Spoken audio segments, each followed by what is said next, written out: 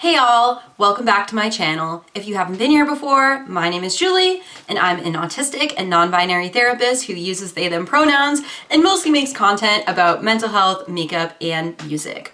Today's video is mental health related. We are going to be discussing the diagnostic criteria for autism from the DSM-5, but we're going to tackle it in a more neurodivergent affirming manner. So the DSM-5 pathologizes what it means to be autistic.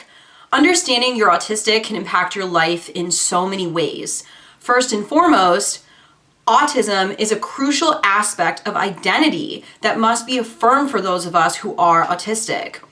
Being autistic is not a disorder. It's not an illness or a disease. It's not something that's caused by trauma or stress. We are born autistic, and there is no way to treat a crucial component of who we are and how we navigate the world. Now, this isn't to say that we can't be dialectic in our thinking. Although I support the social model of disability, which is what I'm referencing here when I'm talking about identifying as autistic, I also affirm that being autistic can be disabling for so many people. Therefore, I argue it can be both a form of identity and a disability. However, this isn't due to autism itself, though. Instead, it's due to being forced to navigate a neurotypical world and capitalist society that sets autistic people up to endure complex trauma, sensory overload, meltdowns, and burnout due to the lack of accommodations and supports that we receive. Keeping that in mind, let's move ahead to discuss what it means to actually be autistic. First off, I'm going to review the DSM-5 criteria as a guide, but I'm going to reframe a lot of what is shared there to be more affirming.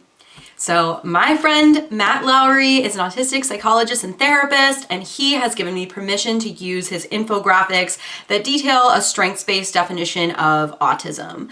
I will attach both of his infographics to the comment section so you can explore these infographics further. But here they are today. I'm very excited to talk about these too much more. However, there's going to be a lot of key terms that come up in my conversation about this, so I wanted to give a broad definition of a few of them. And mind you, I don't know that I fully agree with all these definitions. They are kind of rigid and come from dictionary.com and Google. Some keywords I wanted to go over first that I'll be talking about today are interoception, proprioception, executive functioning, and vestibular. So interoception is the perception of sensations from inside the body, which includes the perceptions of physical sensations related to internal organ function, such as our heartbeat, our respiration, satiety, as well as the autonomic nervous system activity related to emotions. Proprioception, otherwise known as kinesthesia, is your body's ability to sense movement, action, and location. Executive functioning. Executive function, and this is a set of mental skills that include working memory, flexible thinking, and self-control. We use these skills every day to learn, work, and manage daily life. Trouble with executive function can make it hard to focus, follow directions, and handle emotions, among other things. So the DSM-5 criteria for autism spectrum disorder, and now I won't be calling it that moving forward because I don't refer to being autistic as a disorder, but anyway, that's how the DSM-5, of course, refers to it. So the criterion of this includes aspects you must qualify for in order to receive a formal diagnosis. So let's go over criteria A, and we're gonna rip this apart. We're not just gonna read it and accept it and move on. We're going to go over some of my points and also some of Matt's points on his diagram. So criteria A to be diagnosed autistic has to do with persistent deficits in social communication and social interaction across multiple contexts as manifested by the following, currently or by history. So we already can hear this deficits-based language in talking about autistic people. So let's get into more of these specific aspects related to criteria A. Number one, deficits in social emotional reciprocity, ranging, for example, from abnormal social approach and failure of normal back and forth conversation to reduced sharing of interests, emotions, or affect, to failure to initiate or respond to social interactions. So I made a note that the language here is really deficits based and very harmful to the autistic community. We are not failures. We are not deficient or defective. We have autistic social skills and preferences. The whole context of this diagnosis is that everyone should be neurotypical, which is just not true. And being neurodivergent is so much more than being autistic. There's so many ways that someone could be neurodivergent. But of course, if we are autistic, that is one neurotype that falls under identifying as neurodivergent. And there is nothing wrong with that whatsoever. So that's where I take issue with this DSM criteria. If we move to look at what Matt has had to say about this, I think that he would agree. As he puts it for this criterion 1, differences in communication, tendency to go off on tangents, tendency to talk passionately about special interests, and tendency not to engage in small talk. So these are about our communication and socialization preferences and styles that are a unique profile and aspect to who we are. So it's not that, oh, we can't socialize, it's that we prefer specific social dynamics or topics or communication patterns. And yeah, that's gonna make it really hard to survive in a neurotypical capitalist world, but it's not the fault of being autistic. It's not that something's wrong with us. It's okay to affirm these differences in communication for ourselves. We don't have to be a neurotypical person. We can be proudly neurodivergent. Going to criteria A, section 2, we have deficits in nonverbal communicative behaviors used for social interaction, ranging from poorly integrated verbal and nonverbal communication to abnormalities in eye contact and body language, or deficits in understanding and use of gestures, to a total lack of facial expressions and nonverbal communication. So my note here is our preferences to not make eye contact are entirely valid. It can be overstimulating and frankly rather awkward to be expected to stare into someone's eyeballs while attentively listening to them. We also may not exhibit the same facial expressions as a neurotypical person, and that's not a deficit. That's integral to our own unique methods of self-expression. We don't have to wear a mask. We don't have to have the same facial expressions as a neurotypical person. We can express ourselves as an autistic person with autistic expression. Again, it's not a deficit, it's just a difference. So Matt says, differences in nonverbal communication, including stimming while talking, which I like, looking at something else while talking, and being bored with conversations. And you may notice in this video that I'm not making amazing eye contact with the camera because I have a lot of notes, but it also feels overstimulating for me to stare into the camera, even though that's what's expected of me on YouTube. So I am not going to apologize for my lack of eye contact because I want to be unmasked in a video where I'm describing to you all what being autistic means today from an actually autistic person. Anyway, tangent, but totally cool. We can be tangential. Section 3, deficits in developing, maintaining, and understanding relationships, ranging from difficulties adjusting behavior to suit various social contexts, to difficulties in sharing imaginative play or making friends, to absence of interest in peers. We do not need to mask or pass as neurotypical to be deserving of being socially accepted and to be deserving of friendships or other relationships. We do not need to adjust our behaviors to blend in with neurotypical society. We are allowed to be our authentic selves when it is safe to do so. So as Matt puts it, due to the above differences in communication, autistic people tend to be shunned by neurotypicals and therefore are conditioned to believe that we're somehow less social. We may not need as much social time as other people. I am a clinician. There are neurotypical people who need less social time than other people, who are more on the introverted side. Not all introverts, of course, are autistic, and not all autistics identify as introverts, because it's a whole spectrum of who we can be. Autistic people are, believe it or not, still people. We are still people, and we're still gonna have our preferences in socializing. We don't need to have a neurotypical standard for what that looks like. Yes, we all need community and connection. For example, I need that, but I love having online friends in online communities, and I get way less overstimulated and dysregulated from that than I do connecting with people in person. Those are my needs. That's not wrong to evaluate what my needs are and affirm those for myself. So I hope you can do that too. I know that section A is really heavy and talks about autistic people like we are socially deficient or inept. We aren't. And that's why we're deserving of autistic community and spaces where we can unmask and be ourselves and be affirmed for who we are. We deserve to feel valid in our identity. Let's talk about criteria B, So criteria B for a diagnosis of autism is restricted repetitive patterns of behavior, interests, or activities as manifested by at least 2 of the following currently or by history. And then there are 4 possible points you can qualify for. And again, it says you need 2. First, stereotyped or repetitive motor movement, use of objects or speech such as simple motor stereotypies, lining up toys or flipping objects, echolalia, or idiosyncratic phrases. There's a lot in that. But again, this is where like OCD and autism have an overlap. Like if a kid is lining up their toys to regulate, that might seem like, oh my gosh, does my kid have OCD? But your kid may be autistic, and it might be something that's really affirming and regulating for them.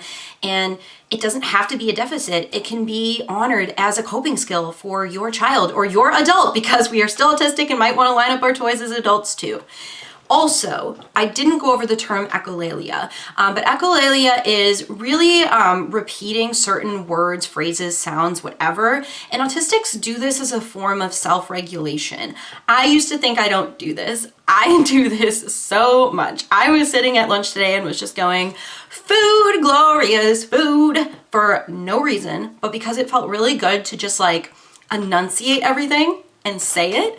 And there's something about that that can be really regulating. And I think growing up, I used to always like quote things from TV shows or movies, and like my cousins and I would do that.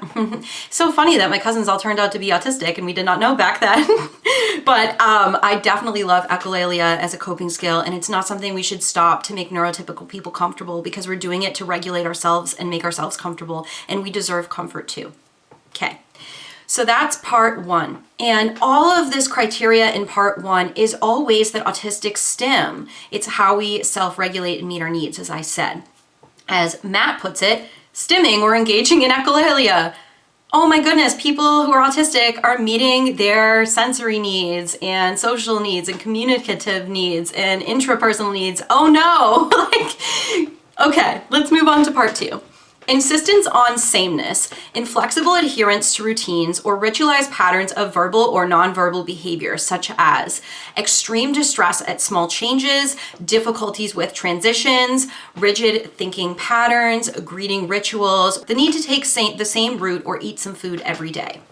So routines are regulating for us autistics, and having a routine is a way that even neurotypical people can regulate. There is nothing wrong with preferring routine, and it's valid that we can't be flexible with routine changes because they disrupt our levels of stimulation, our nervous system, and even our cognition. Having a same food, as mentioned in this, is not the same as living with an ED and falling into rigidity in that way. This is something that's affirming to the autistic experience, and a lot of the times, same foods have to do with enduring hypersensitivity to textures, tastes, or smells as an autistic person. And remember that a lot of autistic people can also struggle with ARFID, avoidant restrictive food intake, and it's not because of a typical like ED-related thing.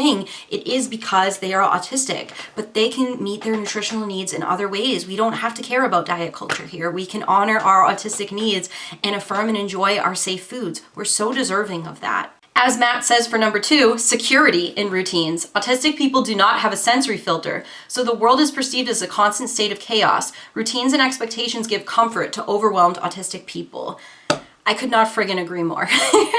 I could not agree more. And I am someone who is so sensitive to even a minuscule aspect of my routine being disrupted. And I've affirmed why that's hard for myself. I'm someone who's very hypersensitive to stimuli, and it makes it really difficult for me to regulate from day to day. And I run out of spoons throughout the day because of so much that goes on in my routine. And establishing a routine for myself that gives me a sense of safety and control is really a regulating experience. And again, as a clinician, I help people establish a routine. This is not disordered. Yes, the reaction may be viewed that way, but why can't we hold compassion for that this is hard for autistic people and they don't have to be flexible? Why can't I just be inflexible? Like, I don't understand why this is such, you think that we're rigid. This is a rigid expectation for autistic people to be neurotypical when we are not wired that way, and we cannot do that for you.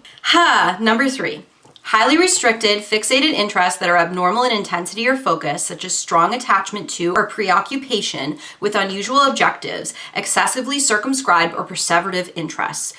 I made the point that special interests are entirely valid and they are only classified as a problem because they could interfere with our productivity, which capitalism requires of us, even though we're humans who need and deserve breaks from productivity. As Matt puts it, spins, or special interests, due to hyper-connected brains, autistic people feel more passionately about what we love, so when we have a special interest, we tend to fawn over it and fixate on it. We don't need to pathologize, oh my gosh, this autistic person has a hyper-fixation. Why can't we affirm it like Matt does in his language? We are passionate people. Being passionate is a strength. It's okay that we have narrow and concentrated interests. Who cares? Who cares that that's part of our identity? Why is that so detrimental to somebody else? What we enjoy and what we care about. It comes from such a strengths-based place of who we are. The final criterion for this is hyper or hyporeactivity to sensory input, or unusual interest in sensory aspects of the environment, such as apparent indifference to pain or temperature, adverse response to specific sounds or textures, excessive smelling or touching of objects, visual fascination with lights or movement. So this could go either way. And this is about someone having a sensory profile. You might not be entirely hyposensitive or entirely hypersensitive as an autistic person. You may have a varied sensory profile, right?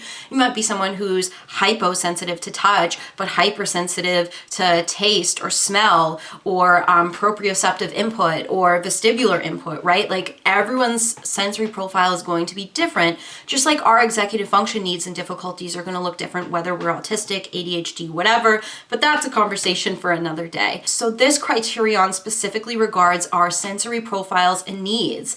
Everyone has sensory needs, and it's okay that being autistic means we struggle with sensory needs more than most. It is the fault of our environment for not being accommodating of those needs. This is another crucial component to self-regulation, which is understanding and supporting our sensory needs and sensitivities.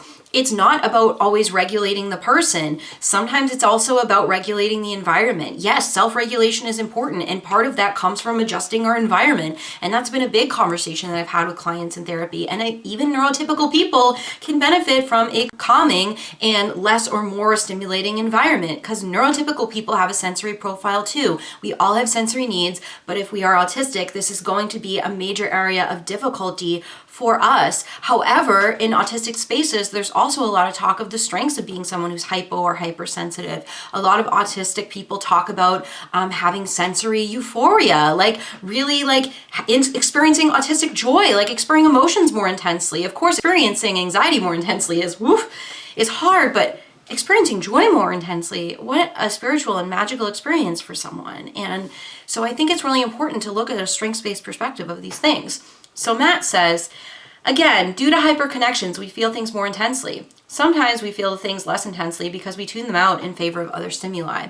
So it really just depends on our sensory profile and needs.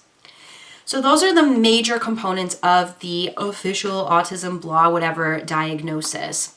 Criteria C talks about our symptoms must be present in early developmental periods of our lives, but may not fully manifest until social demands exceed our limited capacities, or may be masked by learning strategies later in life. And I find it interesting that these DSM experts talk about masking. While this gets at masking and we are born autistic, it fails to recognize masking as a response to trauma in order to prioritize our survival and safety. Not all autistic people have the privilege or capacity to uphold this masking either. So it's just sad to see.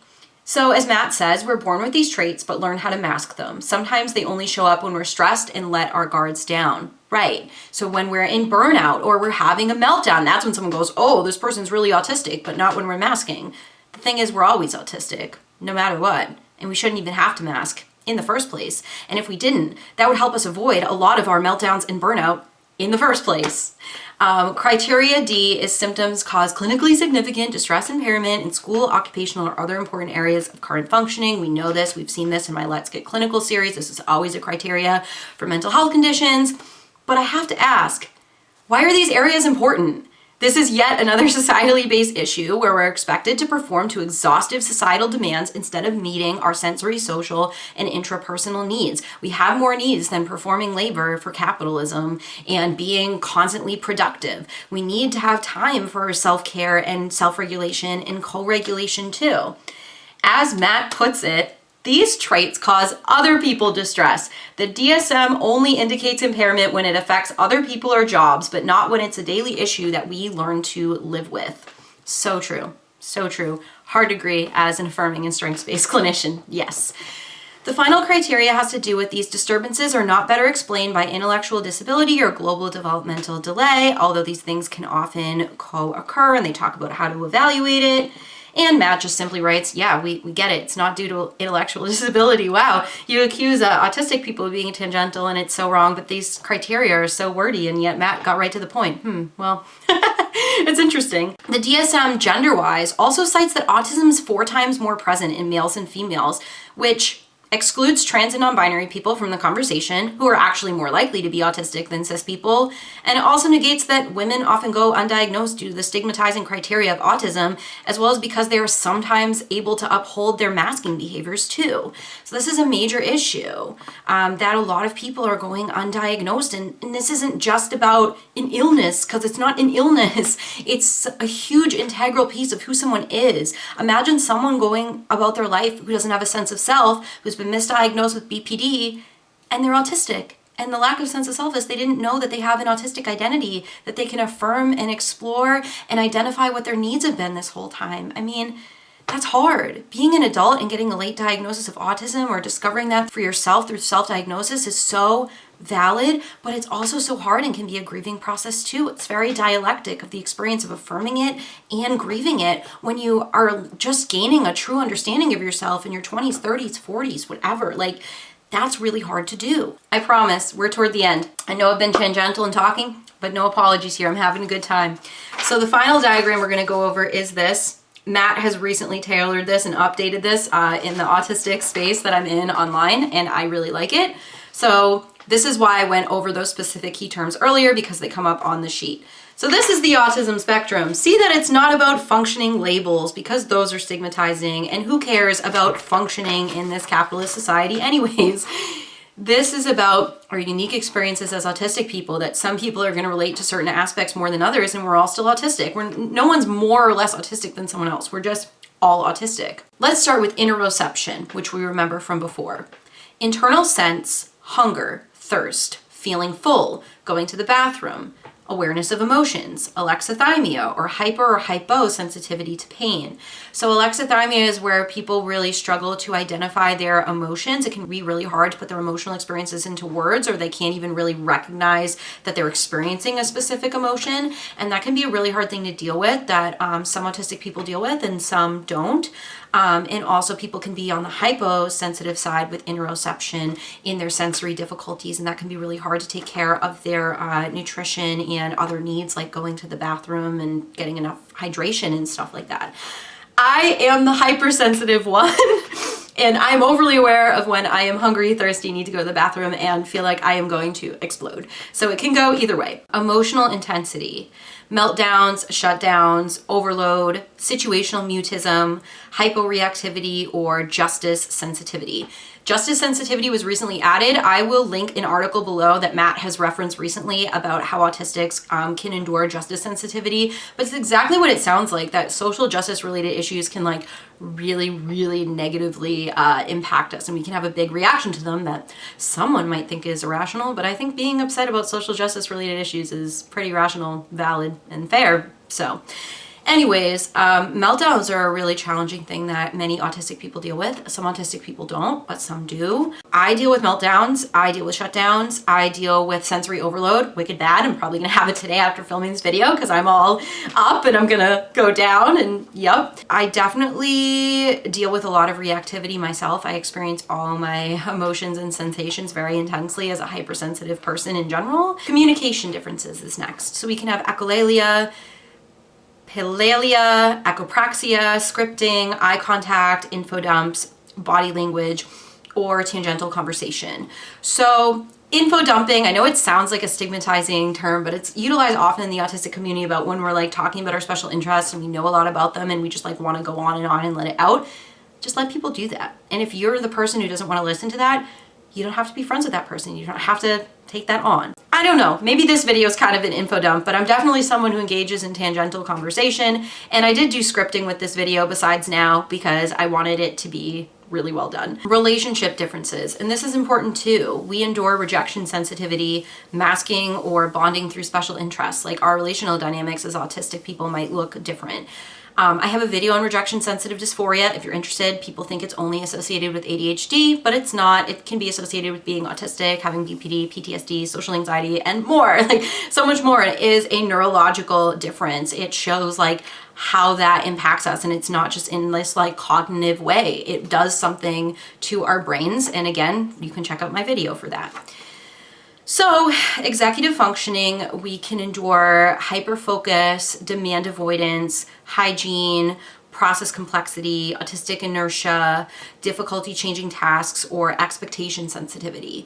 So someone in my autism group talked about expectation sensitivity. They kind of made the theory themselves based on their lived experience, and it makes so much sense, and I'm gonna kind of try to summarize what they were talking about.